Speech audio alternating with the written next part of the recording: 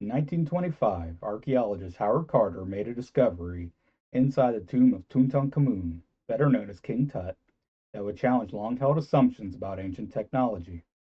Among the glittering treasures of gold and lapis lazuli lay a small but extraordinary object, an iron dagger. At first glance, it seemed unremarkable compared to the opulence surrounding it. However, over the decades, this dagger would become among the most fascinating objects in archaeology, weapon quite literally not of this earth. Hello, everyone. Giant Stonehead here. If you enjoy obscure science and forgotten history, please feel free to like, comment, share, and subscribe. And stay till the end for the dad joke of the week. With that out of the way, let's talk about a dagger that is literally out of this world. The tomb of King Tut, discovered in 1922 in the Valley of the Kings, remains one of the most intact royal Egyptian burials yet discovered. Unlike other tombs that have been looted over the centuries, Tut's burial preserved thousands of objects in remarkable condition. You might say it's a Tut uncommon find. Among these treasures was a peculiar iron dagger, laying across the king's thigh and still in its gold sheath. The find was unusual because ancient Egypt during the 14th century BCE was firmly in the Bronze Age, so iron tools and weapons were not yet widely produced inside the kingdom. The rarity of iron at the time made the dagger incredibly valuable, possibly even more precious than gold.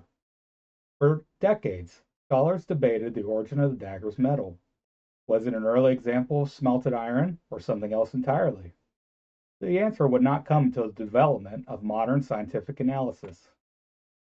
In 2016, a team of researchers conducted chemical analysis of the dagger's blade using X-ray fluorescence.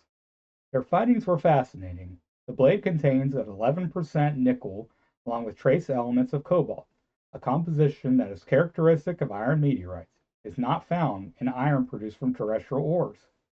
The conclusion was clear. The dagger had been forged from meteoritic iron. Meteors are fragments of asteroids or other celestial bodies that survive their passage through Earth's atmosphere and land on the surface. If you believe otherwise, you're meteor wrong. Iron meteorites, as you might guess, are composed primarily of iron and nickel, forming a dense, durable metal that can be worked into tools and weapons. What you're seeing on screen are meteorite fragments found in the Arizona desert. This is to give an idea of the type of raw material ancient craftsmen may have had to work with. Ancient Egyptians recognized both the celestial origin and rarity of these materials. This is affirmed from textual evidence where Egyptians referred to iron as iron from the sky.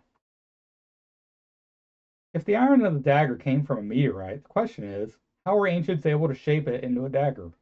Working meteoritic iron is no simple task. Unlike smelted iron, which can be produced and refined in controlled conditions, meteoritic iron is limited in quantity and contains a high percentage of nickel, which makes it harder and more brittle. The brittleness requires careful handling to keep the metal from cracking during shaping. Analysis of the dagger suggests that it was forged at a relatively low temperature, likely through a process of hammering rather than full smelting. This technique would have preserved internal crystalline structure of the meteorite while allowing the blade to be shaped and sharpened. It is clear the dagger was made by an expert craftsman. The blade is smooth, symmetrical, and finely polished. There is no sign of corrosion even after thousands of years. The handle, made of gold and decorated intricate patterns, further emphasizes the object's elite status. This level of workmanship suggests the dagger was the product of a highly skilled metalworker, possibly one with specialized knowledge of working rare materials. The origin of Tut's meteor dagger is a mystery. The iron comes from a meteor, but it isn't clear whether it was crafted in Egypt or acquired from another region. Some scholars propose that the dagger may have been a diplomatic gift.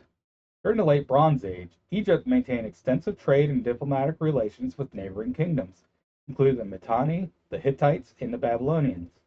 Diplomatic letters surviving from this era, known as the Amarna letters, detail the exchange of luxury goods between rulers. Given the rarity of meteoritic iron, such a dagger would have been an extraordinary gift, and it is possible that the dagger was presented to Tut or his predecessors as a part of these exchanges. Regardless of its precise origin, the dagger's presence in the tomb indicates its importance. It was not a simple tool or weapon, but a prized possession worthy of accompanying the king into the afterlife. In ancient Egyptian culture, objects placed at a tomb were chosen with great care. They were intended to serve the deceased in the afterlife and carried symbolic or spiritual significance. The meteoritic dagger likely held multiple layers of meaning.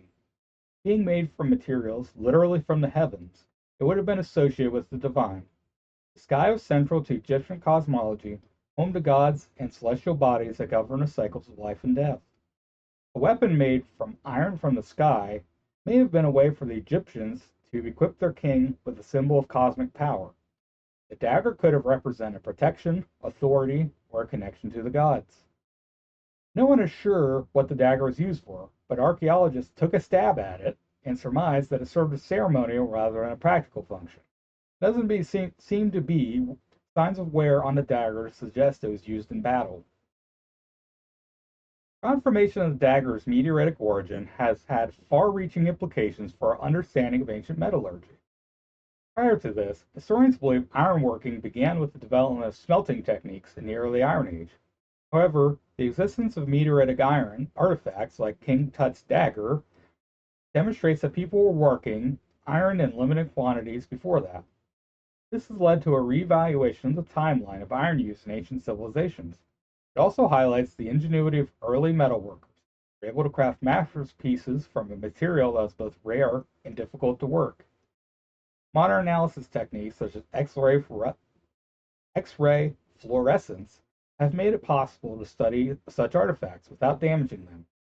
These methods continue to provide new insights into ancient technologies and trade networks, giving a clear picture of life thousands of years ago. What makes Tut's meteoritic dagger so compelling is not just its cosmic origin, but the context in which it exists. It lays at the intersection of multiple historical threads: the transition of the Bronze Age to the Iron Age, the development of early metallurgy, cultural significance of celestial phenomena. It is both a technological artifact and a symbolic object, a blade that embodies the relationship between humanity and the cosmos in which we live. In a world before iron tools became common and utilitarian, this dagger represents a time when iron was mysterious and rare, even mystical. It reminds us that the first iron tools were not mined from the earth, but delivered from space, a gift from the universe to be shaped by human hands. Tut's meteor dagger is more than a remarkable archaeological find. Forged from a meteorite and crafted with extraordinary skill, the dagger stands as a testament to the ingenuity and imagination of ancient humanity. It reflects a time when iron was not yet a common metal, but a rare and sacred material with cosmic significance. Today, the dagger continues to captivate researchers and the public alike. It serves as a powerful reminder that in the distant past, humans were ingenious in their creativity and skill, and they could craft remarkable objects from the detritus of our solar system. But what do you think? Have you ever seen a meteor come down or picked up a meteor fragment? Would you like to hear about more ancient objects of cosmic origin? Feel free to like, comment, share, and subscribe. I'll be posting here weekly. If there's anything you'd like me to cover next, let me know. And now, what you've been waiting for, the dad joke of the week. What do stars who end up in fourth place win? A constellation prize. Till next time, thanks so much for watching. I really appreciate it, and I look forward to making more videos for you. Thanks for your time.